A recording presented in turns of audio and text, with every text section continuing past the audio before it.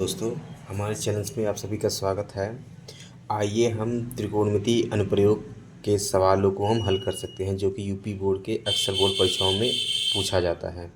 तो यहाँ पे दो व्यक्तिगत सवाल हैं, यहाँ पे हम क्या करेंगे, इनको सॉल्व करेंगे। तो आइए हम पहले वाले से स्टार्ट करते हैं। यहाँ पे दिया है क्षैतिज तल पर स्थित एक मीनार की परछाई सूर्य के उन्नयन कोण 60 से बदलकर 30 हो जाता है, तो 40 मीटर परछाई बढ़ जाती है। तो मीनार की ऊंचाई हमको निकालना है।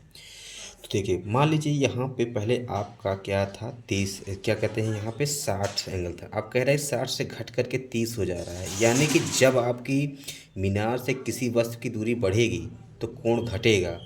अगर मीनार से किसी वस्तु की दूरी घटेगी तो कोण बढ़ेगा, यानी कि जब वस्तु मीनार की तरफ जाएगा तो कोण बढ़ेगा, और जब मीनार से कोई वस्तु दूर जाएगी तो कोण घटेगा। जैसे यहाँ पे पहले 60 था, अब ये 30 हो गया है। तो कहने का मतलब परछाई आपका 40 मीटर बढ़ गया, तो यहाँ पे हम 40 मीटर छोड़ देंगे। पहले वस्तु यहाँ पे था, अब यहाँ पे आ गया, तो पहले यहाँ पे 60 बना रहा था, अब यहाँ पे 30 बना रहा है, तो 40 मीटर परछाई बढ़ी है। तो मान लीजिए परछाई की लंबाई x है और ऊंचाई मीनार की ऊंचाई आपको x मान लीजिए। तो हम क्या करेंगे, अब त्रिभुज ए बी सी से शुरुआत करेंगे। सबसे पहले त्रिभुज लेंगे ए डी सी से।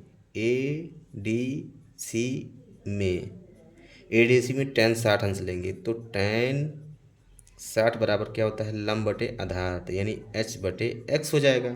tan 60 अंश का मान होता है √3 बराबर हो जाएगा h अपान x हो जाएगा। तो यहाँ x का मान निकालेंगे तो यह इधर x का भाग हो रहा है, इधर जाके गुणा हो जाएगा, यानी कि x √3 बराबर हो जाएगा h। यानी x का मान निकालेंगे तो x बराबर हो जाएगा h बटे √3, समीकरण नंबर 1 मान लीजिए। अब आते हैं हम त्रिभुज ए सी और बी में, यानी अब त्रिभुज ए बी सी में तो हो जाएगा tan यहाँ पे 30 है तो 30 लगा दीजिए, बराबर लंब बटे, यानी लंब हो जाएगा h, आधार आधार हो जाएगा x प्लस 40, यानी कि x प्लस 40। अब देखिए, अब हमको करना क्या है, tan 60 अंश का मान रखेंगे तो 1/√3 बराबर हो जाएगा h बटे x का मान कितना है आपका h/3, तो यहाँ पे h/3 रख दीजिए और प्लस हो जाएगा आपका 40, कोष्टक में शो कर दीजिए x बराबर h/√3 रखने पर। अब देखिए √3 का इसमें मल्टीप्लाई करेंगे तो ये हो जाएगा 1/√3 बराबर h बटे, देखिए h प्लस इसका मल्टीप्लाई इसमें करेंगे तो ये हो जाएगा आपका 40√3, और ये टोटल बटे हो जाएगा आपका √3। अब देखिए, अब ये चला जाएगा एच से मल्टीप्लाई हो जाएगा, यानी सीधा सीधा हो जाएगा √3 इंटू एच बटे एच प्लस 40√3। अब क्या करेंगे, क्रॉस मल्टीप्लाई, इसका गुणा इसमें करेंगे, इसका गुणा इसमें करेंगे, यानी n/√3 बराबर √3h बटे h प्लस 40√3, इसका इसमें, इसका इसमें, तो √3 का मल्टीप्लाई √3 में करेंगे तो कड़ी हट जाएगा, यानी सीधा सीधा आ जाएगा 3h बराबर h प्लस इस एक का इसमें मल्टीप्लाई करेंगे, इसके मान में कोई परिवर्तन नहीं हो जाएगा। अब देखिए h को इधर ले आएंगे क्योंकि हमको h का मान निकालना है, यानी ऊंचाई, तो 3h, ये प्लस है ये माइनस हो जाएगा, माइनस h बराबर हो जाएगा आपका 40√3, तो 3 में से 2 जाएगा, 3 में से 1 जाएगा तो 2h बढ़ेगा, बराबर हो जाएगा आपका 40√3। उसके बाद देखिए आप क्या करेंगे, 2 का पक्षांतर करेंगे तो h बराबर हो जाएगा 40√3 बटे कितना हो जाएगा 2, इधर गुणा हो रहा है, इधर के भाग हो जाएगा। जब इसमें भाग देंगे तो ये हो जाएगा आपका 20√3, यानी कि h मीनार की ऊंचाई कितना आ जाएगा 20√3 मीटर, यानी कि इस मीनार की ऊंचाई कितना हो जाएगा 20√3 मीटर।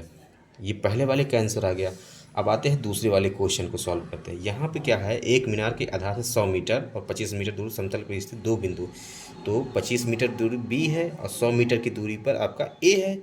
ए यहाँ से लेकर यहाँ तक 100 मीटर हो जाएगा और बी वाला यहाँ से लेकर यहाँ तक 25 सेंटीमीटर हो जाएगा, 25 मीटर हो जाएगा। अब ये कह रहा है कि यहाँ पर दोनों कोण जो है मीनार के शिखर पे एक दूसरे के उन्नयन कोण एक दूसरे कोटि पूरक बना रहे हैं। कोटि पूरक का मतलब ये होता है कि दो कोणों का योगफल 90 अंश, यानी कि अगर ये थीटा बना रहा है तो ये बनाएगा आपका 90 माइनस थीटा। अगर ये समपूरक होता तो ये थीटा बनाना तो 180 अंश माइनस थीटा, क्योंकि कोटि पूरक में दो कोणों का योगफल 90 अंश होता है और समपूरक में दो कोणों का योगफल 180 अंश होता है। तो यहाँ पे कोटि पूरक है तो ये थीटा बनाएगा, ये 90 माइनस थीटा बनाएगा। तो हम क्या करेंगे, सबसे पहले त्रिभुज ए सी और डी लेंगे। त्रिभुज ए सी डी में टैन थीटा बराबर, क्योंकि ये थीटा है, टैन थीटा बराबर हो जाएगा एच बटे ये 100 हो जाएगा, लंब बटे आधार, आधार पूरा 100 है। तो ये समीकरण नंबर 1 हो गया, ये समीकरण नंबर 1 हो गया।